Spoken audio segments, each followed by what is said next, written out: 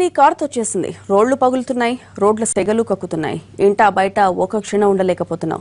అత్యధిక ఉష్ణోగ్రతలకు జనం బేజారెత్తిపోతున్నారు. వడగళ్ల తీవ్రతకు జనం పిచ్చల్లా రాలిపోతున్నారు. రోళ్లు పగిలిపోయే ఎండ, మంటెక్కించే ఉక్కపోత, ఏసీల్లో కూర్చున్న తగలని చల్లదనం. ఇది తెలుగు రాష్ట్రాల్లో ప్రస్తుత పరిస్థితి. రోహిణి కార్తె ప్రవేశించడంతో సూర్యుడు మరింత రెచ్చిపోతున్నాడు. 50 డిగ్రీలకు దగ్గరలో నిల్చొని నిప్పులు కురిపిస్తున్నాడు. కొన్ని ప్రాంతాల్లో సాయంత్రమయ్యేసరికి వానలు కురుస్తున్నా వేడి కారణంగా పుడమి తల్లి సెగలు కక్కి చెమటలు పట్టించేస్తోంది.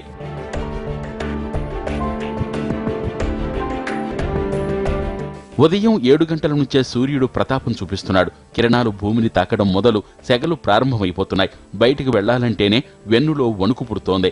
ఇక ప్రయాణాలు నరకప్రాయంగా మారుతున్నాయి. వడగాల్పులు నిండు ప్రాణాలను బలి తీసుకుంటున్నాయి.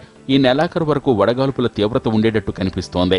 తెలంగాణలో హైదరాబాద్ సహా అన్ని ప్రాంతాల్లోనూ వేడి అధికంగానే ఉంది. ఇటు ఏపీలోనూ అదే పరిస్థితి కనిపిస్తోంది. కోస్తా జిల్లాల్లో గాలిలో తేమ కారణంగా చెమటలు ఉక్కిరిబిక్కిరి చేస్తున్నాయి. ముఖ్యంగా ఉత్తరాది నుంచి వీస్తున్న వడగాలుల ప్రభావం తెలుగు రాష్ట్రాలపై ఎక్కువగా కనిపిస్తోంది. అండమాన్ నుంచి కేరళకు, ఆ తర్వాత రాష్ట్రానికి రుతుపవనాలు వచ్చే వరకు ఇదే పరిస్థితి కొనసాగనుంది.